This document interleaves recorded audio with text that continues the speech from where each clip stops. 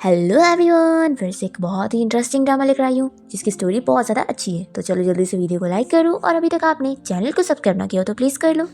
Drama के start में हमें दिखाते हैं हमारी फीमेल लीड को जिसका नाम सुमी है। वो यहाँ माउंटेन पे रहती है। तभी यहाँ पर उसका अस्टिन आकर बताता है कि आपकी बेटी कोको गायब हो गई है और उसने आपके लिए एक लेटर छोड़ कर गई है। सुमी यहाँ पर अपनी बेटी कोको का लेटर पढ़ती है जो कि उसे बताती है कि मम्मी मैं माउंटेन से नीचे जा रही हूँ आपके लिए ब्लाइंड डेट अरेंज करने और आप बिल्कुल फिक्र मत करो, मैं आपके लिए एक बहुत ही अमीर हस्बैंड ढूंढूंगी। तो सुमी कहती है कि कोको को अचानक से क्या हो गया जो वो मेरे लिए हस्बैंड ढूंढने चली गई। अस्टिन कहता है कि आप ही तो हमेशा अपनी बेटी के सामने वीक बनने का प्रिटेंड करती हो और उसे तो पता ही नहीं है कि आपके पास मैजिकल पावर्स है और वो सोचती है कि आपको प्रोटेक्ट करने के लिए आपको एक अमीर हस्बैंड की ज़रूरत है। सुमी कहती है कि ठीक है, मैं माउंटेन से नीचे जाती हूँ कोको को ढूंढने के लिए, तब तक तुम घर का ख्याल रखना। लेकिन हाँ, अभी मैं थोड़ा थकी हुई हूँ तो रेस्ट कर लेती हूँ, उसके बाद जाऊँगी। अस्टिन कहता है कि बच्ची गुम हो गई है और कैसी मम्मी हो तुम। फिर हम यहाँ पर सुमी की बेटी कोको को देखते हैं जो कि यहाँ ब्लाइंड डेट वाले अंकल को चिल्लाने लगती है कि मैंने तो ब्लाइंड डेट के लिए यंग और हैंडसम बंदे को ढूंढी थी पर आप तो एक टकलू हो।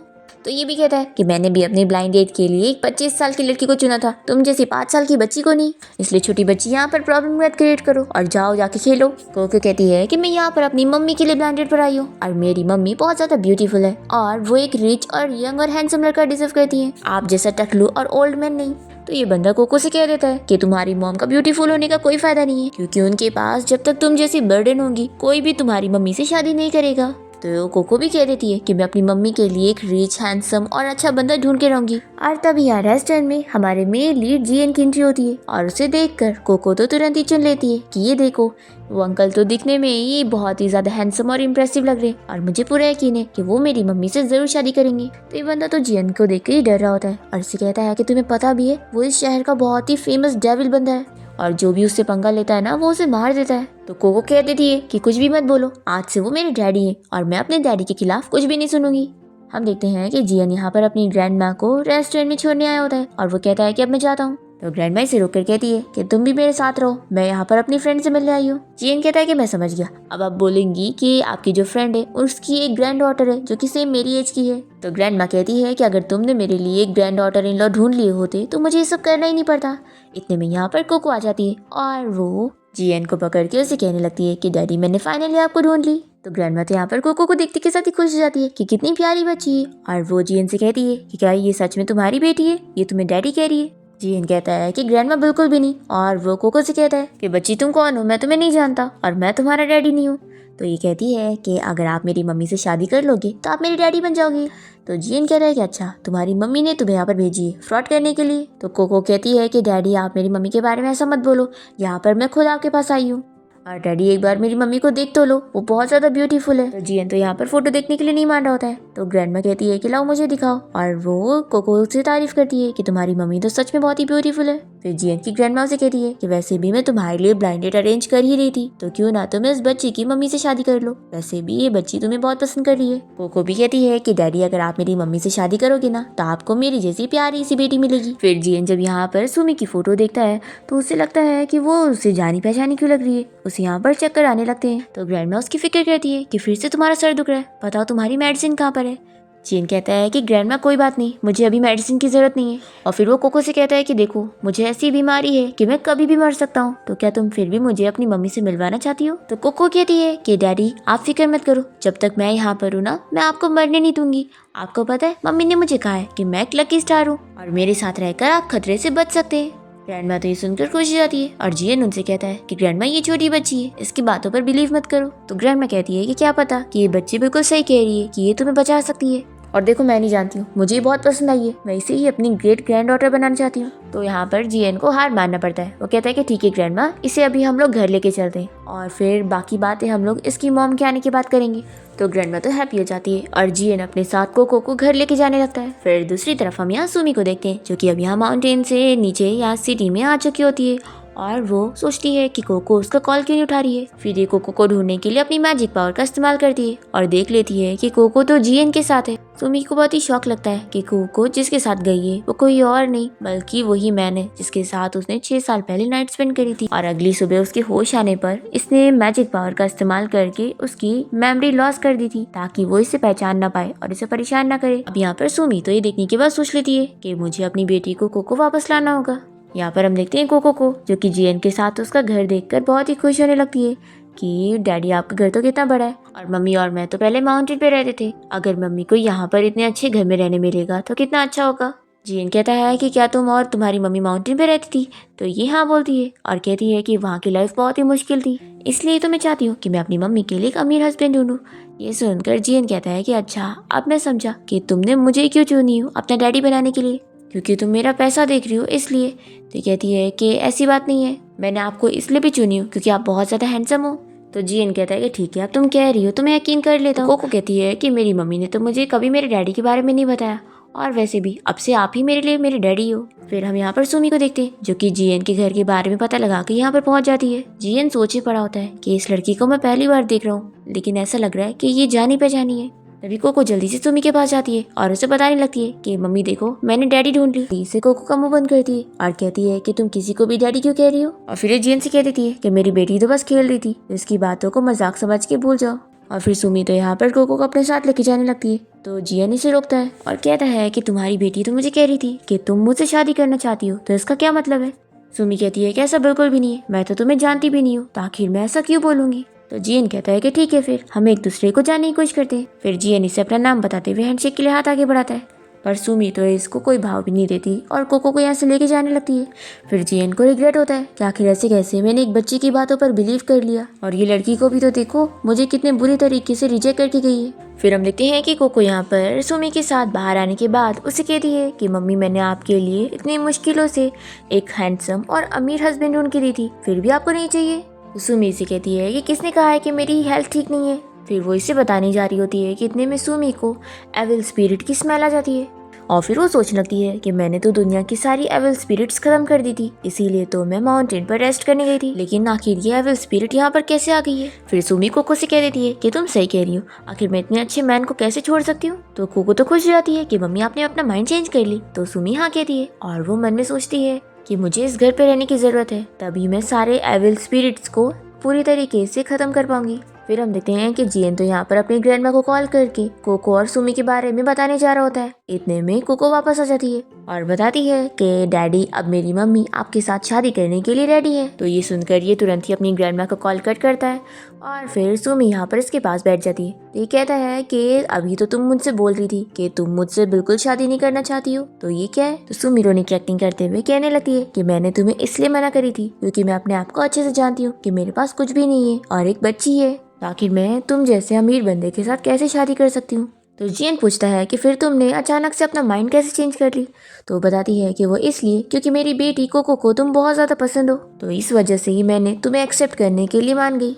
फिर कोको मुझसे मनाने लगती है कि डैडी आप इस बारे में सोच के तो देखो। सुमी कहती है कि हाँ सोचो ना, देखो मैं अभी थोड़ी ना तुमसे शादी कर रही हूँ, मैं जब तक के लिए कोको के साथ तुम्हारे इस घर पे रहती हूँ और हम दोनों एक दूसरे को समझने की कोशिश करते हैं। जियन कहता है कि मैं थोड़ी ना तुम्हारे साथ ऐसा करूंगा कि तुम्हें यहाँ पर ऐसे ही रहने दूँ, तो चलो हम चल के शादी कर लेते हैं। फिर ये सुनकर तो ये शौक रह जाती है और कोको बहुत ही खुश होने लगती है। फिर जियन इसे कहता है कि तुम क्या सोच रही हो और उसे अपने पास करता है और कहता है कि देखो मुझे तुम्हारे पास्ट से कोई फर्क नहीं पड़ता, बस मैं तुमसे उम्मीद करूंगा कि तुम हमारे आने वाले फ्यूचर में मेरे साथ अच्छे से रहोगी और मुझे चीट नहीं करना। तो सुमी भी हाँ कहती है कि मैं समझ गई। इन लोग को ऐसे देखकर कोको तो खुश हो रही होती है और जियन सोचने लगता है कि आखिर इस लड़की से मैं इतना अट्रैक्टेड क्यों फील करता हूँ। फिर यहाँ पर जियन को नजदीक आता हुआ देखकर सुमी तो डर जाती है कि लगता है मुझे किस करने वाला है, तो वो जल्दी से उसे दूर करती है और कहती है कि कोको हमें देख रही है। जियन कहता है कि अच्छा ठीक है, फिर चलो पहले हम लोग अपना मैरिज सर्टिफिकेट लेने चलते हैं। अब तभी इतने में यहाँ पर जियन की स्टेप मॉम और उसका स्टेप ब्रदर आ जाता है और जियन की स्टेप मॉम सुमी से पूछने लगती है कि तुम कौन से रिच फैमिली की डॉटर हो जो हमारे घर में शादी करना चाहती हो। और फिर जियन का स्टेप ब्रदर भी सुमी का मजाक उड़ाने लगता है। तो ये देखकर जियन को बहुत गुस्सा आती है और वो अपने स्टेप ब्रदर को गला दबाते हुए उसे चिल्लाने लगता है और उसे कहता है कि ध्यान से देखो, ये मेरी बेटी है कोको और ये मेरी वाइफ है, और अगर तुमने दोनों के साथ बदतमीजी करी तो मेरे से बुरा कोई नहीं होगा। तभी इतने में जियन की स्टेप मॉम उसे कहती है कि मेरे बेटे को छोड़ो और इस बार के लिए उसे माफ कर दो। तो जियन गुस्से में इसे छोड़ देता है और सुमी से कहता है कि चलो हम लोग कोर्ट चलते हैं, और इन लोगों से पूछता है कि कहीं तुम लोग डर तो नहीं गए। तो कोको कहती है कि डैडी बिल्कुल भी नहीं, बल्कि आप तो कितने ज्यादा ऑसम हो। मम्मी मैं सही कह रही हूँ ना। तो सुमी भी हाँ कहती है और वो सोचती है कि तभी तो इसके बारे में पूरे शहर में रूमर फैली है कि ये बहुत बड़ा डेविल है जो किसी को भी छोड़ता नहीं है जो उससे पंगा लेते हैं। फिर यहाँ पर जियन तो सुमी और कोको को अपने साथ लेकर चला जाता है और यहाँ पर उसकी स्टेप मॉम अपने बेटे से कहने लगती है कि तुम अपने आप को थोड़ा शांत नहीं कर सकते थे, तुम्हें पता है ना, वैसे भी वो 30 साल से ज्यादा जीने वाला नहीं है। तो ये गुस्से में चिल्लाकर कहता है कि मॉम, मैं उसे एक दिन के लिए भी बर्दाश्त नहीं कर पा रहा हूँ। मॉम, क्या आप इस एविल स्पिरिट की पावर जल्दी बढ़ा नहीं सकती हो? मैं उसे आज ही मारना चाहता हूँ, फिर ये पूरी प्रॉपर्टी मेरी होगी, सिर्फ मेरी, मैं उसे कुछ भी लेने नहीं दूंगा। तो इसकी मॉम इसे थप्पड़ लगा के होश में लाती है कि अगर तुम ये सब हरकतें करोगे ना तो ये एविल स्पिरिट का असर बैकफायर हो जाएगा और फिर हमारे सारे सपने सपने रह जाएंगे। तो ये शांत हो जाता है और कहता है कि मॉम, मैं समझ गया। फिर इसके बाद जियन और सुमी अपना मैरिज सर्टिफिकेट लाने के बाद ग्रैंडमा को दिखा देते हैं और वो तो बहुत ज़्यादा हैप्पी हो जाती है।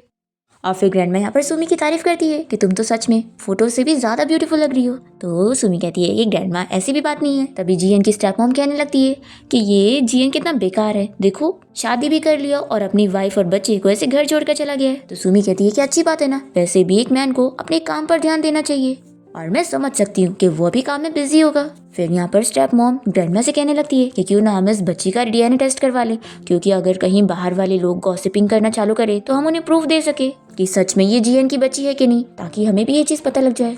तो ग्रैंडमा कहती है कि मैंने तो ऑलरेडी डीएनए टेस्ट करवा चुकी हूँ और ये मेरे जियन की ही बेटी है, तो अगर इस बारे में किसी ने भी गॉसिपिंग किया तो मैं उसे छोड़ूंगी नहीं। तो सुमी तो ये सुन के डर जाती है कि क्या इन्होंने सच में डीएनए टेस्ट पहले ही करवा ली। फिर यहाँ पर ग्रैंडमा जियन की स्टेप मॉम को डिनर रेडी हो गया है कि नहीं ये चेक करने के लिए बोलती है और फिर ग्रैंडमा यहाँ सुमी को समझा देती है कि तुम्हें बाहर वालों को बताने की जरूरत नहीं है, तुम सभी से यही कहना कि ये जियन की सगी बेटी है। तो सुमी मन में सोचती है कि अच्छा, तो ये ग्रैंडमा ने जानबूझ के बोला है। फिर वो उन्हें थैंक्स करती है कोको की इतनी फिक्र करने के लिए। अब तभी ग्रैंडमा सोचती है कि ये बच्ची तो सच में पूरी जियन की तरह मिलती है, कहीं ऐसा तो नहीं कि ये सच में उसकी ही बच्ची है, लगता है मुझे डीएनए टेस्ट करवाना होगा, ऐसा ये मन में डिसाइड कर लेती है। तभी सुमी यहाँ पर ग्रैंडमा से जियन की सर दर्द के बारे में पूछती है। तो ग्रैंडमा सुमी को जियन की अजीब बीमारी के बारे में बताती है कि उसे आधी रात को भी जब भी अटैक आता है उसका सर इतना दर्द होता है कि वो बेचारा रात भर सो नहीं पाता, और मैंने जियन का इतना चेकअप भी करवाई हूँ पर सारी चीजें नॉर्मल आई और उसकी बीमारी के बारे में कुछ पता ही नहीं लगा।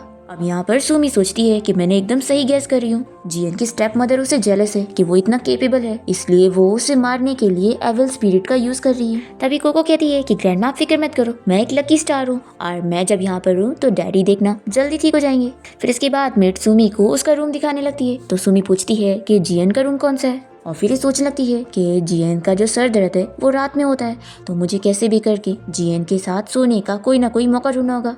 और वह ऐसे सोचते हुए उसका दरवाजा खोलने जा रही होती है कि तभी जियन पीछे से आ जाता है और उसे पूछता है कि आखिर तुम मेरे साथ मेरे रूम में क्यों सोना चाहती हो। तो सुमी कहती है कि अब हमारी शादी हो गई तो मुझे लगा कि हम लोग सेम रूम में सोएंगे। फिर कोको भी कहती है कि ग्रैंडमा ने कहा है कि डैडी आपको इंसोमिया की बीमारी है, तो क्यों ना आप मम्मी के साथ रहो ताकि आप अच्छे से सो पाओ। तो जियन कहता है कि अगर तुम्हारी मम्मी मेरे साथ रहेगी ना तो मैं और ही नहीं सो पाऊंगा। तो सुमी जल्दी से उसके कान बंद करती है और जियन से कहती है कि तुम बच्चे के सामने कैसी बातें कर रहे हो। फिर मेट्स यहाँ पर कोको को उसके रूम में लेकर चली जाती है और सुमी यहाँ पर जियन से कहती है कि क्या मैं तुम्हारे साथ एक रूम में सो सकती हूँ। तो वो तो इसे साफ मना कर देता है और जल्दी से अपने रूम में जाके दरवाजा भी बंद कर लेता है और ये तो बस शौक खड़ी रह जाती है कि कितना भाव खा रहा है। फिर सुमी यहाँ रूम में आने के बाद सोचने लगती है कि वो मेरे साथ सोने से इसलिए डर रहा है ताकि मैं उसे और बीमार कर दूंगी। तभी यहाँ पर कोको आ जाती है और पूछती है कि मम्मी आप क्या सोच रही है। तो ये कहती है कि क्या तुम्हें डैडी का घर पसंद आया। तो कोको कहती है कि मुझे तो डैडी का घर बहुत ही पसंद आया। फिर यहाँ पर सुमी अपनी बेटी कोको के साथ सो जाती है और रात में उसकी आँख खुलती है तो उसे यहाँ पर जियन की आवाज आने लगती है जिसे यहाँ पर एविल स्पिरिट परेशान कर रही थी। तो उसका बेचारे का बहुत सर दर्द हो रहा होता है। तभी सुमी यहाँ पर आकर अपनी मैजिक पावर का इस्तेमाल करते हुए उस एविल स्पिरिट को उससे दूर करती है। और अब क्योंकि जियन यहाँ पर इसकी मैजिक पावर्स के बारे में जान जाता है तो सुमी इसकी याददाश्त भुला देती है और उसे सुला भी देती है ताकि जब वो सुबह उठेगा तो उसे कुछ भी याद नहीं होगा। फिर नेक्स्ट मॉर्निंग जब यहाँ पर जियन की नींद खुलती है तो वो अपने हाथ में चोट देखता है और सोचता है कि लगता है मैं यहीं पर ही सो गया था और पता नहीं कल रात क्या हुआ, मुझे कुछ याद ही नहीं। और फिर हम देखते हैं कि सुमी यहाँ पर अपनी बेटी और ग्रैंडमा के साथ ब्रेकफास्ट कर रही होती है। तभी जियन आकर बताता है कि मुझे जल्दी में कंपनी जाना होगा, बहुत जरूरी काम है, और वो सुमी को भी बाय बोलकर जाने लगता है। तो सुमी जल्दी से ग्रैंडमा से कहती है कि मैं उसे छोड़ कर आती हूँ और फिर वो यहाँ पर जियन के पास आकर उसे कहती है कि तुम्हारे हाथ में चोट लगी है, लाओ मैं इसे बैंडेज कर देती हूँ। तो ये कहता है कि अरे वो ग्रैंडमा देख लेंगी तो फिक्र करेंगी, तो मैं हॉस्पिटल में जाकर इसको बैंडेज करवा लूंगा। वो इसे अपना कार्ड दे देता है कि तुम जो चाहे वो खरीद सकती हो और फिर वो इसके फेस पर टच करके यहाँ से चला जाता है। तभी हम देखते हैं कि जियन की स्टेप मॉम और उसका स्टेप ब्रदर ऊपर से ये सब देख रहे होते हैं और ये लोग सोचते हैं कि लगता है रात में एविल स्पिरिट ने जियन के ऊपर कुछ खास असर नहीं करी है। तभी स्टेप मदर को आइडिया आता है कि जियन की ग्रैंड माँ इस लड़की को बड़ी लाइक करने लग गई है, इसलिए हम लोग इसे मार के पहले रास्ते से हटा देते, फिर हम जियन से भी निपट लेंगे। फिर उसके बाद ये स्टेप मदर यहाँ पर ग्रैंडमा से कहती है कि मैं सुमी को बाहर शॉपिंग पर ले जाना चाहती हूँ ताकि इसके लिए अच्छे अच्छे कपड़े खरीद दूँ। तो ग्रैंडमा भी मान जाती है और फिर ये स्टेप मदर सुमी को लेकर यहाँ शॉप में आ जाती है और उसे ड्रेस ट्राई करने का बोलकर चेंजिंग रूम में भेज देती है। तभी सुमी यहाँ पर देख लेती है कि वो इसे बेहोश करना चाहती है, तो सुमी भी एक्टिंग करती है और फिर स्टेप मदर को लगता है कि सुमी सच में बेहोश हो गई है और फिर ये स्टेप मदर के गुंडे सुमी को पकड़ के लेके जाते हैं उसे मारने के लिए। और वो लोग सोचते हैं कि ये कमजोर लड़की उनका कुछ नहीं कर पाएगी, पर सुमी तो यहाँ मन में बहुत ही खुश हो रही होती है कि वो तो यहाँ पर उन लोग के लिए ही आई है, उनसे फाइट करने के लिए। दूसरी तरफ कोको यहाँ पर ग्रैंडमा के साथ घर पे होती है और वो सुमी को कॉल लगाती है और उसका कॉल नहीं लगता तो वो परेशान हो जाती है। जैसे ही जीएन घर पे आता है तो वो उसे कहती है कि डैडी मम्मी खतरे में है, तो हमें चलकर उन्हें प्रोटेक्ट करना होगा। तो जीएन सुनने के बाद तुरंत ही कोको के साथ सुमी को प्रोटेक्ट करने के लिए जाता है और फिर हम देखते हैं कि ग्रैंडमा को डीएनए टेस्ट रिपोर्ट मिल गए होते हैं और ये रिपोर्ट में देख लेती है कि कोको सच में जीएन की बेटी है। फिर हम देखते हैं कि जीएन सुमी का लोकेशन ट्रैक करते हुए वहाँ पर पहुंच जाता है जहाँ पर गुंडे उसे लेकर गए थे। सुमी तो अंदर मजे में उन गुंडों से फाइट कर रही होती है, पर जीएन को लगता है कि वो खतरे में होगी। वो यहाँ पर कोको से कहता है कि तुम फिक्र मत करो, मैं तुम्हारी मम्मी को कुछ भी होने नहीं दूंगा। और जीएन तो ये भी सोचता है कि उसने तो अभी तक सुमी से ही क्लियर भी नहीं किया कि कोको सच में उसकी बेटी है क्या। और फिर सुमी यहाँ पर खुद ही शटर को खोलते हुए बाहर आ जाती है और जैसी देखती है कि यहाँ पर जीएन है तो वो फिर से इनोसेंट लड़की बनने की एक्टिंग करती है और बेहोश होने लग जाती है ताकि जीएन को कुछ पता ना लगे कि उन गुंडों से फाइट करके आई है। जीएन तो जल्दी से सुमी को उठा लेता है और कोको को अपने साथ लेकर जाता है। फिर यहाँ पर हॉस्पिटल में डॉक्टर सुमी का चेकअप करके बताता है कि वो बिल्कुल ठीक है और बस रेस्ट करेगी तो अच्छी हो जाएगी। फिर यहाँ पर जीएन सुमी से पूछने लगता है कि मुझे मेरे गार्ड्स ने बताया कि उन गुंडों को पहले किसी ने मार दिया, तो आखिर ये किसने किया। तो सुमी यहाँ पर बहाने बनाते हुए कहती है कि उन लोगों को किसी एविल स्पिरिट ने पोजेस कर लिया था और वो लोगों ने खुद ही अपने आप को मार लिए, मैंने तो कुछ करे भी नहीं और लगता है ये सब कोको की ब्लेसिंग्स की वजह से हुआ है, ये बहुत ही लकी है। जीएन कहता है कि तुम्हें मुझे सच बोलना चाहिए, तो कोको इसे कहती है कि डैडी आप मम्मी से अच्छे से बात करो। जीएन कहता है कि देखो मुझे नहीं लगता कि तुम्हारी मम्मी कोई ऑर्डिनरी लड़की है, मुझे तो पूरा यकीन है कि सारे गुंडों को इसने ही मारी है। तो कोको कहती है कि डैडी ऐसा हो ही नहीं सकता, मम्मी एक मुर्गी तक नहीं पकड़ पाती है तो फाइटिंग क्या करेंगी, और आपको तो पता है ना कि मैं झूठ नहीं बोलती हूँ। तो जीएन कहता है कि हाँ मैं तुम पे बिलीव करता हूँ। फिर इस सुमी से कहता है कि चलो अब कोको के बारे में बात करते हैं, क्या ये मेरी सगी बेटी है। तो सुमी तुरंत ही मना करने लग जाती है कि ऐसा कैसे हो सकता है। तो ये बताता है कि डीएनए टेस्ट रिपोर्ट आ चुकी है और मैंने और ग्रैंडमा ने दोनों ने देख लिए कि ये मेरी बेटी है और फिर ये इसे डीएनए टेस्ट रिपोर्ट दिखाता है। तो सुमी जल्दी से अपने मैजिक से उसे बदल देती है और उसे कहती है कि ये लो अपनी आंखों से देखो, इसमें साफ साफ लिखा है कि कोको तुम्हारी बेटी नहीं है और तुम्हारा और इसका खून का रिश्ता है ही नहीं। जीएन शॉक हो जाता है कि ये क्या, मैंने तो अपनी आंखों से देखा था और ग्रैंडमा ने भी देखी थी। तो सुमी कहती है कि ग्रैंडमा तो चलो ओल्ड हो चुकी है तो उनकी आंखें ठीक नहीं है, तुम भी लेकिन ऐसी गलती कर रहे हो, मुझे तुमसे ये उम्मीद नहीं थी। फिर कोको कहती है कि डैडी अब मैं आपकी बेटी नहीं हूँ तो आप मुझे नहीं लाइक करने वाले हो।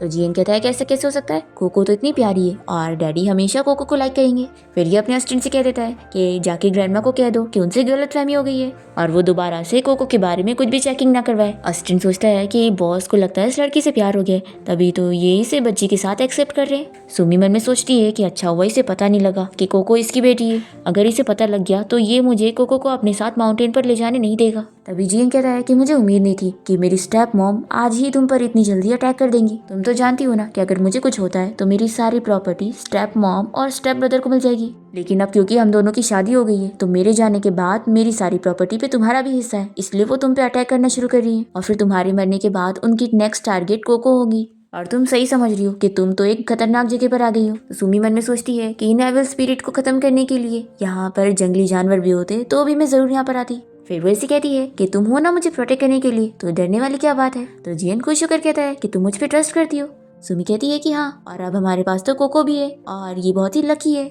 फिर यहाँ घर में हम देखते हैं कि स्टेप मदर ग्रैंडमा से कहने लगती है कि वो बच्ची तो हमारे जीएन की है ही नहीं, तो भी आखिर आपने मुझसे झूठ क्यों बोला। ग्रैंडमा कहती है कि मुझे वो बच्ची बहुत ही पसंद है, तो आखिर मैं उसे घर पे क्यों नहीं रख सकती। तभी इतने में सुमी और कोको आ जाते हैं और इन्हें देखकर स्टेप मदर चिल्लाने लगती है कि तुमने किसी और वाइल्ड मैन की बच्ची को हमारे घर पे लाकर हमारी फैमिली का बच्चा बता रही हो। तो कोको कहती है कि आपने तो अपने असली रंग दिखाना शुरू कर दी, आप मेरे डैड की प्रॉपर्टी लेने के लिए मेरी मॉम और मुझे घर से निकालना चाहती है, लेकिन आप चाहे जो कर लो आप अपने मकसद में कामयाब नहीं होंगी।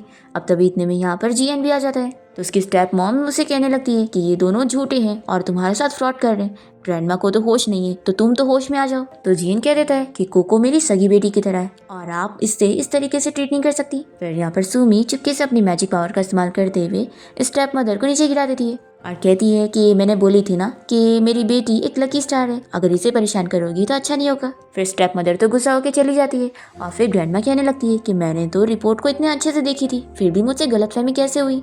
जियन कहता है कि ग्रैंडमा सिर्फ आपसे ही नहीं बल्कि मुझसे भी गलतफहमी हुई।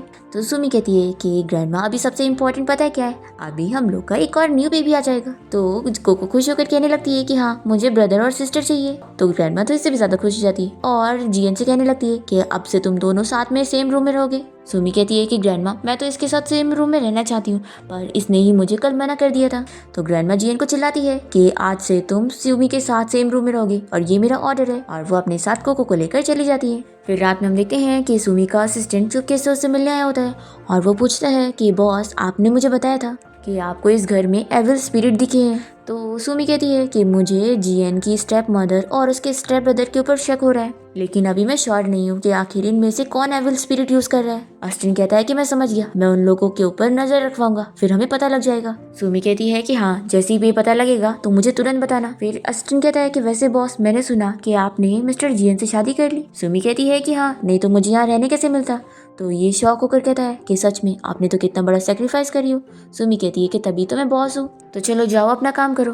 फिर सुमी यहाँ जैसी रूम में आती है तो वो जियन को देखकर सोचने लगती है कि इसकी बॉडी फिगर इतना अच्छा है कि ये इतना भी बड़ा कोई सेक्रीफाइस नहीं है। तभी यहाँ पर जियन सुमी को उठाकर बेड पे ले जाने लगता है तो वो जल्दी से इसे दूर करने लगती है और मन में सोचती है कि मुझे तो बस आंखों से इसके नज़ारे एंजॉय करना है, ना कि इतना क्लोज होना है, और खास करके प्रेग्नेंट तो मैं बिल्कुल नहीं होना चाहती हूँ, नहीं तो फालतू की मुसीबत हो जाएगी। फिर ये इसे कहती है कि मैं तो बस ग्रैंडमा को खुश करने के लिए ये सब कह रही थी और मेरा कोई रियल में ये सब करने का इरादा नहीं था। जियन कहता है कि क्या सच में, और फिर वो उसे किस करने लगता है। फिर सुमी यहाँ पर याद करने लग जाती है। फिर हमें 6 साल पहले का फ्लैशबैक दिखाते हैं कि सुमी बहुत ही ज्यादा ड्रंक होती है और वो यहाँ जैसे एक होटल रूम में आती है तो जियन को देखकर उसे मेल मॉडल समझ लेती है और तभी जियन को किसी ने पहले से ड्रग दिया होता है और दोनों यहाँ नाइट स्पेंड कर लेते हैं। अब सुमी ये सब याद करती है और जियन इसे देखकर पूछता है कि तुम कहाँ खोई हुई हो, कहीं ऐसा तो नहीं कि तुम कोको के असली डैड को याद कर रही हो। सुमी कुछ नहीं कहती तो ये बहुत ही गुस्सा हो जाता है कि यानी ये सच है, जल्दी से मेरे रूम से बाहर जाओ। तो ये सोचती है कि लगता है ये बंदा जेलस हो चुका है। फिर वो इसे कहती है कि तुम्ही ने तो मुझे बोला था ना कि तुम मेरे पास्ट को माइंड नहीं करोगी। जियन कहता है कि मैंने ये भी बोला था कि मुझसे शादी करने के बाद तुम फ्यूचर में किसी और मैन के बारे में नहीं सोचोगी, पर तुम अब यहाँ किसी और मैन के बारे में सोच रही हो। तो सुमी जल्दी से एक्टिंग करते हुए इसे हक करने लगती है और कहती है कि ऐसा बिल्कुल नहीं है, मैं तो ये सोच रही थी कि आज मैंने कैसे खून वगैरह देखी थी और वो गुंडे कैसे मुझे मारने वाले थे। तो कहता है कि सॉरी मैं तो भूल ही गया था कि आज तुम्हारे साथ ये सब हुआ था। सुमी कहती है कि गलती मेरी है, आखिर मैं उनसे अकेले क्यों नहीं फाइट कर पाई, इसलिए प्लीज मुझे यहाँ से भगाओ मत, मुझे तुमसे दूर नहीं जाना है। तो जियन सोचता है कि वो उसे लाइक करती है, इसलिए वो उसके साथ सेम बेड शेयर करने के लिए मान जाता है।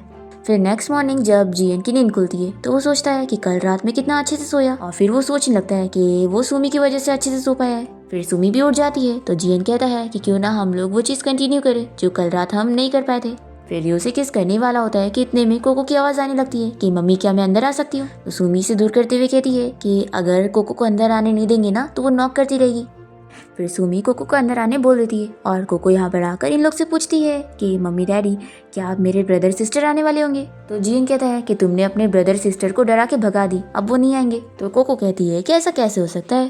तो सुमी कहती है कि तुम अपने डैडी की बातों में मत आओ, ये मजाक कर रहे हैं। और फिर वो जल्दी से कोको को लेकर जाती है ड्रेस चेंज करने के लिए और यहाँ पर ये बेचारा अपसेट होता है। और फिर इसके बाद ये पूरी फैमिली साथ में जब ब्रेकफास्ट करने के लिए बैठते हैं तो यहाँ पे ग्रैंडमा जियन को देखकर कहती है कि आज तो तुम बहुत ही अच्छे दिख रहे हो। तो बताता है कि ग्रैंडमा मैं कल रात बहुत ही अच्छे से सोया और बिल्कुल बीमार नहीं हुआ और लगता है ये कोको की ब्लेसिंग्स की वजह से हुआ है। तो वो कहती है कि ग्रैंडमा मम्मी डैडी कल रात में साथ में सोए थे तो ये सब क्रेडिट मम्मी को मिलना चाहिए। ग्रैंडमा तो बड़ी खुश हो जाती है कि अब तो रोज वो चाहती है कि सुमी और जियन साथ में ही रहें। फिर ब्रेकफास्ट करने के बाद जियन अपनी कंपनी जाने के लिए निकल जाता है तो सुमी और कोको भी उठकर चले जाते हैं और फिर ग्रैंडमा भी उठकर चली जाती है। तो यहाँ पर सिर्फ जियन की स्टेप मदर और स्टेप ब्रदर बचते हैं और इन लोग को बहुत गुस्सा आ रही होती है कि आखिर जियन इतना खुश क्यों नजर आ रहा है। फिर ये लोग अपनी नई प्लानिंग वगैरह करने लग जाते हैं। इसके बाद सुमी को अपने असिस्टेंट की कॉल आती है जो कि उसे बाहर कोई काम के लिए मिलने के लिए बोलता है। तो सुमी यहाँ पर जियन को लंच देने का बहाना करके ग्रैंडमा से कहती है कि मैं और कोको कंपनी जा रहे हैं। फिर दोनों जब कंपनी पहुंचते हैं तो अस्टिन यहाँ पर इन लोग को पिक करने आता है और सुमी अपनी बेटी कोको से कहती है कि मुझे कुछ काम है तो तुम अस्टिन के साथ मिलकर जाओ डैडी के पास और कहीं इधर उधर मत जाना। फिर हम देखते हैं कि सुमी यहाँ पर अपने अस्टिन के पास पहुंचती है जो कि बताता है कि उसने पहले से स्टेप मदर को बेहोश करके रखा है ताकि वो अपनी पावर से पता कर ले कि सच में उसके पास एविल स्पिरिट है कि नहीं। तभी हम कोको को देखते हैं जो कि सोचने लगती है कि मम्मी कहाँ गई है। फिर वो यहाँ पर आकर देख लेती है कि सुमी के पास भी मैजिकल पावर्स है, वो भी कई ज्यादा अच्छी वाली। तभी जैसी सुमी यहाँ पर कोको को देखती है तो पूछती है कि तुम यहाँ पर कब आई, तो बताती है कि करीब 1 मिनट पहले। अस्टिन कहता है कि कोई बात नहीं बॉस, वैसे भी इसे तो एक दिन पता लगना ही था। सुमी कहती है कि ये अभी तक छोटी थी ना, तो मैं सोच रही थी कि थोड़ी और बड़ी हो जाए फिर मैं इसे मैजिकल पावर्स के बारे में बताऊंगी। कोको पूछती है कि मम्मी क्या आप हेवन से आई हुई फेरी हो, तभी आपको भी मैजिक आती है और मुझे भी। तो सुमी बताती है कि नहीं, ये सब तो स्पिरिचुअल पावर्स है जो कि मैंने प्रैक्टिस करके हासिल करी हूँ। कोको कहती है कि फिर क्या मुझे भी प्रैक्टिस करनी होगी ये पावर्स आने के लिए। तो सुमी कहती है कि ऑफ कोर्स, तुम मेरी बेटी हो तो ये सारे स्किल्स तो तुम्हें आने ही चाहिए। कोको पूछती है कि फिर क्या मैं डैडी को भी इस बारे में बता दूं, तो सुमी से कहती है कि बिल्कुल भी नहीं, अगर तुम्हारी पावर्स के बारे में सभी को पता लग जाएगा ना तो तुम्हारी पावर्स काम नहीं करेगी। कोको कहती है कि डैडी तो आपके हस्बैंड है ना, तो आप जिंदगी भर तो उनसे ये चीज़ नहीं छुपा सकती। तो सुमी से बताती है कि मैंने तुम्हारे डैडी से सिर्फ इसलिए शादी करी ताकि मैं एविल स्पिरिट को खत्म कर सकूं, और जब मैं अपना काम कर लूंगी तो फिर हम दोनों जन माउंटेन जाएंगे, तभी तो तुम अपनी मैजिकल स्किल को प्रैक्टिस कर पाओगी। तो कोको कहती है कि मम्मी यानी आपके कहने का मतलब है कि हमें एक न एक दिन डैडी को छोड़कर जाना होगा, तो फिर डैडी कितने बेचारे हो जाएंगे ना। तो सुमी कहती है कि आखिर वो कैसे बेचारा होगा, वो इतना हैंडसम है और उसके पास इतने पैसे भी हैं, और बस एक बार में एविल स्पिरिट को खत्म कर दूंगी तो उसे तो कोई खतरा भी नहीं होगा। कोको कहती है कि आपकी बातें मुझे सही लग रही है, लेकिन फिर भी मुझे डैडी को छोड़कर जाने का दिल नहीं है। फिर यहाँ पर स्टेप मदर को थोड़ा थोड़ा होश आने लगता है, तो सुमी का अस्टेंड से कहता है कि बॉस अब हमें चलना चाहिए। अब तभी हम देखते हैं कि जीएन को उसका अस्टेंड आकर बताता है कि बॉस आपकी बेटी कोको मुझे कहीं मिल नहीं रही है, वो कहीं चली गई। ये सुनते के साथ ही जीएन तुरंत ही उसे ढूंढने निकलता है, और तभी हम देखते हैं कि सुमी को यहाँ पर कंपनी की एम्प्लॉयज घेर लेती है और उसकी बेइज्जती करने लग जाती है कि हमने सुने कि तुम माउंटेन से आई हुई लड़की हो, तो तुम जैसी लड़की ने सोची भी कैसे कि तुम हमारे बॉस की लायक होंगी, तुम उन्हें बिल्कुल भी डिजर्व नहीं करती हो। ऐसा बोलते हुए ये लोग इसका मजाक उड़ा रहे होते हैं। सुमी कोको से कहती है कि तुम जाओ, मैं इन लोगों से नहीं पढ़ती हूँ।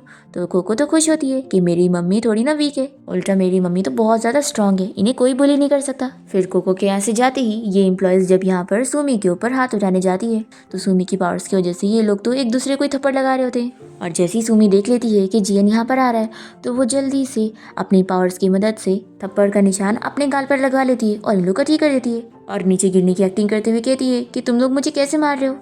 फिर जीएन जल्दी से यहाँ पर सुमी के पास पहुँचता है और वो बहुत ही गुस्सा होने लगता है कि ये सारे एम्प्लॉयज सुमी को बुली कर रहे थे। फिर ये लोग यहाँ पर जीएन से कहने लगते हैं कि बॉस हमने कुछ नहीं किया है, बल्कि ये हमें मार रही थी। अस्टेंड इन लोग को चिल्लाता है कि तुम लोग कितना झूठ बोल रहे हो, तुम लोग के गाल पे कोई निशान नहीं है और बॉस की वाइफ के चेहरे को देखकर पता लग रहा है कि तुमने उन्हें मारा है। जीएन यहाँ पर ऑर्डर दे देता है कि मैं तुम सभी को फायर कर रहा हूँ, अभी मेरी कंपनी से निकल जाओ। ऐसा बोलकर ये सुमी को लेकर चला जाता है और फिर कोको भी इन लोग को चिढ़ाकर चली जाती है। फिर जीएन यहाँ पर सुमी से पूछता है कि अगर तुम्हें कोई बुली कर रहा था तो तुमने मुझे क्यों नहीं बताई। तो ये कहती है कि तुम मीटिंग में थे और मैं तुम्हें डिस्टर्ब नहीं करना चाहती थी। तो ये कहता है कि अगली बार ऐसा मत करना, मैं कहीं पे भी हूँ तुम्हारे लिए मैं सबसे पहले आऊंगा। फिर असिस्टेंट इसे एक डिनर पार्टी के बारे में बताता है, तो जीएन तुरंत ही सुमी से कहता है कि तुम मेरे साथ डिनर पार्टी के लिए चलोगी। दूसरी तरफ स्टेप ब्रदर यहाँ पर अपनी मॉम के पास पहुंचता है और ये दोनों बहुत ही गुस्सा होने लगते हैं कि इनका ये प्लान खराब हो गया। तो स्टेप मॉम कहती है कि कोई बात नहीं, मेरे पास एक और अच्छा प्लान है, और आज वो लोग साइडिंग इवेंट के लिए जा रहे हैं ना, तो हम भी वहाँ पर चलेंगे।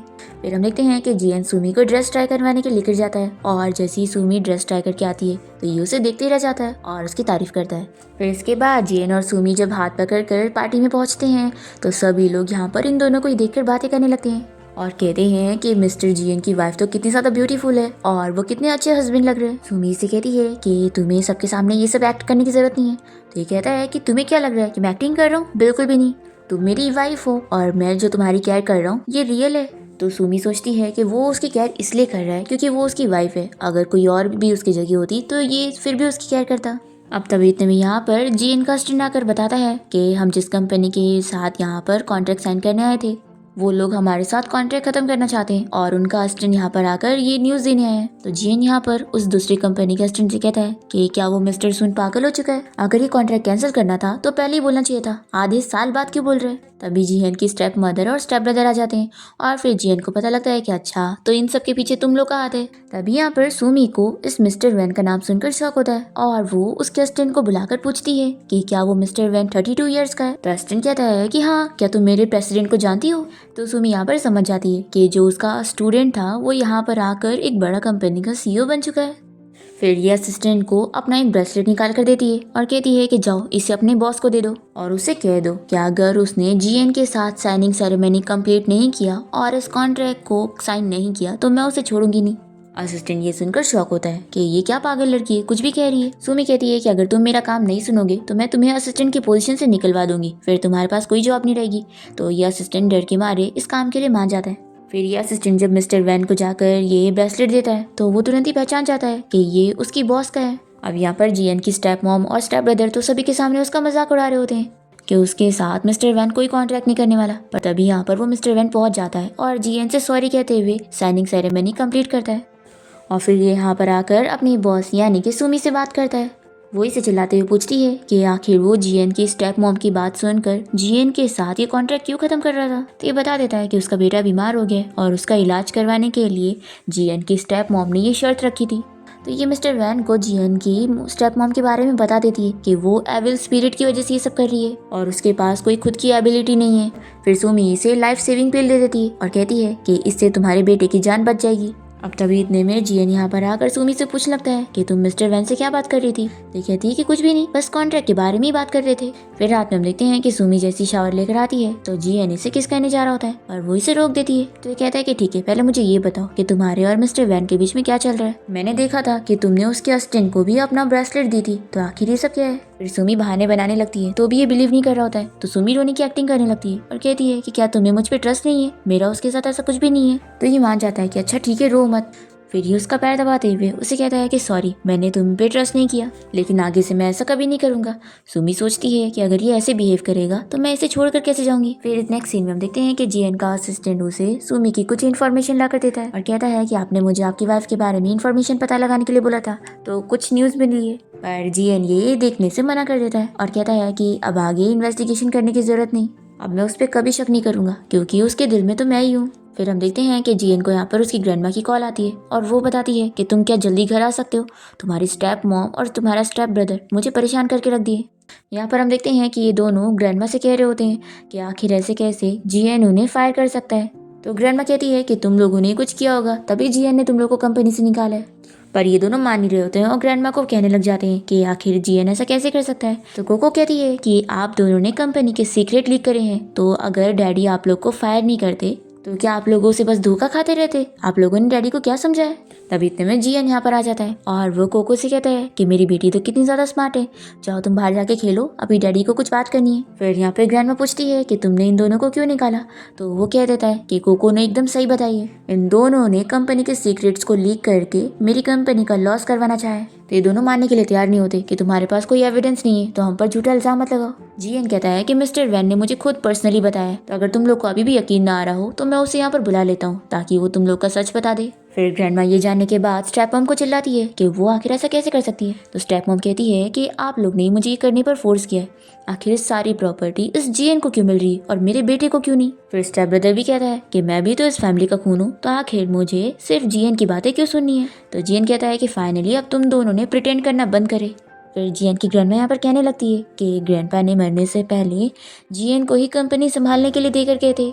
तो जीएन का स्टेप ब्रदर कहता है कि ग्रैंडपा बहुत ही ओल्ड थे और वो बस कंफ्यूजन में कुछ भी करके चले गए, तो उनकी बातों को सीरियसली नहीं ले सकते हैं, मैं भी तो कंपनी चला सकता हूँ। तो ग्रैंडमा कहती है कि हमने जीएन की एबिलिटी देखी कि उसने कितनी अच्छे से कंपनी हैंडल किया है, तो उससे अच्छा कोई कर ही नहीं सकता। तो स्टेप मॉम कहती है कि अगर हमें मौका दिया जाएगा तो हम लोग करके बताएंगे ना। यहाँ पर जीएन इन लोग से कह देता है कि आप लोग मेरी पोजीशन मुझसे नहीं छीन सकते और मैं आप लोगों को अभी इसी वक्त निकाल सकता हूँ। स्टेप मॉम कहती है कि भूलो मत कि मैं तुम्हारी बड़ी हूँ। तो जीएन यहाँ पर मेड्स को ऑर्डर देता है कि इन लोगों के सामान पैक करो और घर से बाहर निकाल दो। तो यहाँ पर ये दोनों ही ग्रैंडमा से कहने लगते हैं कि आखिर जीएन उन्हें कैसे निकाल सकता है। तो ग्रैंडमा भी ऑर्डर दे देती है कि उन्हें यहाँ से चले जाना चाहिए, यही बेहतर रहेगा। तो स्टेप मॉम मान जाती है कि वैसे भी हमारी यहाँ पर इज्जत नहीं है तो हम कहीं और जाके रह लेंगे। फिर जीएन के स्टेप मॉम और स्टेप ब्रदर यहाँ से चले जाते हैं। तो यहाँ पर सुमी सोचने लगती है कि लगता है अब वो लोग कोई नई प्लानिंग करने वाले। तभी ग्रैंडमा यहाँ पर जीएन से कहती है कि आखिर वो हमारी फैमिली का हिस्सा है तो शायद हमने ज्यादा कर दिए। तो जियन कहता है कि ग्रैंडमा वो लोग हमारी फैमिली नहीं है, पर ग्रैंडमा फिर भी उनसे बात करने के लिए चली जाती है। तो जियन बहुत ही गुस्सा होता है और सुमी से पूछता है कि क्या तुम भी यही सोचती हो कि मैंने उन लोगों के साथ सही नहीं किया। सुमी कहती है कि बिल्कुल भी नहीं, तुमने सही किया है, वैसे भी वो लोग अच्छे नहीं है। तो जियन इसे बताता है कि इतने सालों से वो दोनों उसे मारने की कोशिश कर रहे थे और अब वो दोनों सामने उसके मुंह पे लड़ रहे कि वो दोनों उसके खिलाफ हैं। कोको कहने लगती है कि डैडी आप फिक्र मत करो, मैं और मम्मी आपके साथ हैं। तो सुमी को थोड़ा बुरा लग रहा होता है कि वो इसे झूठ कह रही है क्योंकि वो तो इसे छोड़कर चली जाएगी। तभी इतने में यहाँ पर जियन इसे कहने लगता है कि अब तुम कहीं पे भी बाहर जाना तो बॉडीगार्ड्स को लेकर जाना। तो ठीक है, अब मुझे कुछ काम है, मैं भी अपनी कंपनी जा रहा हूँ और मेरी फिक्र मत करो, मैं तो उन लोगों से इतने सालों से डील कर रहा हूँ तो मुझे पता है मैं उनसे बच जाऊंगा। हम देखते हैं कि यहाँ पर उसके स्टेप मॉम और स्टेप ब्रदर फिर से प्लानिंग बना रहे होते हैं और ये लोग जियन का एक्सीडेंट करने का सोच लेते हैं। दूसरी तरफ सुमी को यहाँ पर जियन की फिक्र होती है और वो अपने मैजिक पावर से इस बारे में पता लगा लेती है। तो वो तुरंत ही यहाँ पर उसका कार एक्सीडेंट रोकने के लिए पहुंचती है और अपनी मैजिक पावर यूज करने के बाद वो सोचती है कि अब तो जियन ने उसको पावर्स यूज करते हुए देख लिया। फिर ये बहाना बनाने वाली होती है कि देखती है कि कार में तो जियन है ही नहीं, ये तो किसी और की कार है। और फिर ये खुश जाती है कि उसे कुछ भी पता ही नहीं चला और वो सेफ भी है। तभी हम देखते हैं कि जियन तो अपने असिस्टेंट के साथ मिलकर इसे पावर यूज करते हुए देख लेता है और ये तो बड़ा खुश हो जाता है कि उसने पहले ही सोचा था कि सुमी कोई ऑर्डिनरी नहीं है। फिर ये यहाँ पर अपनी बेटी कोको को मैसेज कर देता है कि मैं कंपनी से जब वापस घर आऊंगा तो मुझे तुमसे बात करनी है, मम्मी के सो जाने के बाद मेरे स्टडी रूम में आना। फिर सुमी के सो जाने के बाद कोको यहाँ पर जियन के पास पहुंच जाती है और कहती है कि डैडी आपको मुझसे क्या बात करनी थी। जियन उसे पूछता है कि क्या तुम्हारी मम्मी की मैजिकल स्किल के बारे में तुम्हें पता है, मुझे बताओगी। तो ये पहले मना करने लग जाती है कि डैडी मुझे कुछ नहीं पता। जियन कहता है कि बता दो, मैं तुम्हारी मम्मी को पता नहीं लगने दूंगा और एक्टिंग करूंगा। तो कहती है कि ठीक है डैडी, मैं आपको बता देती हूँ। एक्चुअली मुझे भी अभी जल्दी पता लगा था कि मम्मी वीक नहीं है और मम्मी के पास तो मैजिकल पावर्स है, वो भी मुझसे कहीं ज्यादा वाली। और जब हम लोग माउंटेन पर रहते थे तो मम्मी कभी मुझे अपनी पावर नहीं दिखाती थी। और फिर ये उसे सारी स्टोरी बता देती है कि सुमी और वो यहाँ पर इसके घर पे क्यों आए हैं और कहती है कि डैडी मुझे बस इतना ही सब पता था। जियन कहता है कि अब मुझे समझ आया कि मेरी जो बीमारी है वो सब कुछ नहीं बल्कि एविल स्पिरिट की वजह से, जो कि मेरी स्टेप मॉम ने करी है और सुमी ने एविल स्पिरिट को मारने के लिए मुझसे शादी करने का बहाना करी ताकि वो इस घर में रह सके। फिर जियन कोको से पूछता है कि यानी ये सारा मिशन पूरा करने के बाद तुम अपनी मम्मी के साथ माउंटेन पर फिर वापस जाने वाली हो। यहाँ पर कोको कहती है कि डैडी मैं आपको क्या बताऊँ।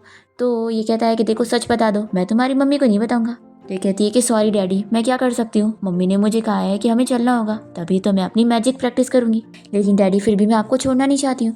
तो कहता है कि फिक्र मत करो, डैडी कोई रास्ता निकाल लेंगे। और हाँ, आज हमने जो भी बातें करी ना तुम इस बारे में मम्मी को मत बताना। फिर इसके बाद हम देखते हैं कि सुमी और जियन जब साथ में रूम में होते हैं तो यहाँ पर फिर से वो उसे किस करने लग जाता है, पर तभी सुमी तो इसे दूर कर देती है और जल्दी से सो जाती है। और फिर वो नेक्स्ट मॉर्निंग उठकर सोचने लगती है कि उसे कोई ना कोई बहाना करना होगा ताकि वो इससे दूर रह सके। और फिर सारी एविल स्पिरिट को खत्म करने के बाद यहाँ से अपनी बेटी कोको को लेकर जा सके। पर जियन यहाँ पर कोको को समझा देता है कि तुम्हें अपनी मम्मी के साथ नहीं बल्कि मेरे साथ काम करना है, तुम अपनी मम्मी को पता मत लगने देना। तुम्हारी मम्मी एक्चुअल में डर रही है कि उन्हें मुझसे प्यार हो गया है तो वो मुझे छोड़कर कैसे जाएगी, इसलिए वो ये सारी चीजें कर रही है मुझसे दूर होने के लिए। फिर हम देखते हैं कि जियन तो काफी सारे बहाने करता है सुमी से क्लोज होने के लिए और उसके साथ टाइम स्पेंड करता है, डेट पर जाता है और सुमी भी उसे लाइक करने लगी होती है, पर वो उसे छुपा रही होती है और वो अपने आप को समझाती है कि उसे वापस से माउंटेन पर जाना है। हम देखते हैं कि सुमी अपनी बेटी कोको के साथ मिलकर जियन की स्टेप मदर और स्टेप ब्रदर को सबक सिखाने के लिए जाती है। जब वो लोग यहाँ पर फिर से जियन को परेशान करने के लिए पहुंचते हैं तो एविल स्पिरिट की वजह से स्टेप मॉम तो मर जाती है, पर उनका जो बेटा यानी कि जियन का स्टेप ब्रदर होता है वो यहाँ पर फिर भी इन लोग का पीछा नहीं छोड़ता और अब इसके अंदर एविल स्पिरिट आ गई होती है और वो इन लोग को मारने पहुंच जाता है। पर तभी कोको सामने आ जाती है और ग्रैंडमा को बचा लेती है, जिसके बाद सुमी जल्दी से अपनी बेटी को लेकर जाती है बचाने के लिए और इन लोग को पता लगता है कि उसे खून की जरूरत है। तो यहाँ पर सुमी इन लोगों से कहती है कि मैं जाती हूँ उसे खून देने के लिए और अगर मेरा कम पड़ गया तो मैं जियन को बुला लूंगी। यहाँ पर जियन और उसकी ग्रैंडमा तो बहुत ही अपसेट होने लगते हैं कि कोको उनकी सगी खून नहीं है, नहीं तो वो लोग अपना खून दे देते। फिर यहाँ पर कोको को अभी होश तो नहीं आया होता है, पर ग्रैंडमा कहती है कि मैं कोको का अपने रूम में ख्याल रखना चाहती हूँ, तब तक तुम लोग यहाँ पे रहो। फिर जियन यहाँ पर सुमी से पूछने लगता है कि 6 साल पहले क्या वो होटल कभी गई हुई थी, क्योंकि उस टाइम पर उसे किसी ने ड्रग दिया था और वो तो होटल गया था। तो सुमी से कहती है कि हाँ, उस रात मैं गलती से तुम्हारे रूम में चली गई थी क्योंकि मैं बहुत ही ड्रंक थी। जियन शॉक हो जाता है और कहता है कि यानी कोको मेरी बेटी है। तो सुमी कहती है कि तो क्या, मैंने अभी बोली थी ना कि अगर मेरा खून कम पड़ जाएगा तो मैं तुम्हारा ले लूंगी। जियन कहता है कि तुमने अब जाके बोली थी। सुमी कहती है कि तो क्या हो गया, मैं तुम्हें और भी पहले बताना चाहती थी पर तुमने मुझे मौका ही नहीं दिया। जियन कहता है कि यानी तुमने ही डीएनए टेस्ट रिपोर्ट को चेंज करी थी ना अपने मैजिक से। तो सुमी से बताती है कि उस टाइम पर मैंने तुम्हारे साथ होने का नहीं सोची थी और मैं तुम्हें छोड़कर जाने वाली थी। तो जियन कहता है कि तुमने मेरे साथ बहुत गलत की हो और वो उसे किस करने लगता है। फिर नेक्स्ट मॉर्निंग जब वो दोनों उठते हैं तो यहाँ पर कोको आ जाती है और कहती है कि ग्रैंडमा ने मुझे बताई कि मैं डैडी की सगी बेटी हूँ। मम्मी आपने मुझे इस बारे में पहले क्यों नहीं बताया था। सुमी कहती है लेकिन अब तो तुम्हें पता लग गया ना। जियन कहता है कि कोको तुम्हें अब ब्रेकफास्ट करने जाना होगा ना, तुम जल्दी से किचन में जाओ, मैं अभी आता हूँ। फिर कोको बाहर चली जाती है और दोनों अपना रोमांस कंटिन्यू करते हैं। फिर इसके बाद हम देखते हैं कि जियन ने अपने स्टेप ब्रदर को पकड़ के रखा होता है उसे सबक सिखाने के लिए, क्योंकि इतने सालों से उसने अपनी मॉम के साथ मिलकर उसे बहुत ही परेशान किया था। फिर हम देखते हैं कि तीनों की एक कंप्लीट हैप्पी फैमिली हो जाती है और जियन और सुमी कोको को एक जगह पर लेकर आए होते हैं ताकि वो यहाँ पर अपनी मैजिक प्रैक्टिस कर ले। सुमी यहाँ पर जियन से कहने लगती है कि जब से वो उसकी लाइफ में आया है तब से वो बहुत ही हैप्पी हो गई है। जियन कहता है कि थैंक्स तो मुझे करना चाहिए, तुम्हारा मेरी लाइफ में आने के बाद मेरी लाइफ कंप्लीट हुई है। फिर दोनों यहाँ पर किस करते हैं और इसी के साथ इस ड्रामा की हैप्पी एंडिंग हो जाती है।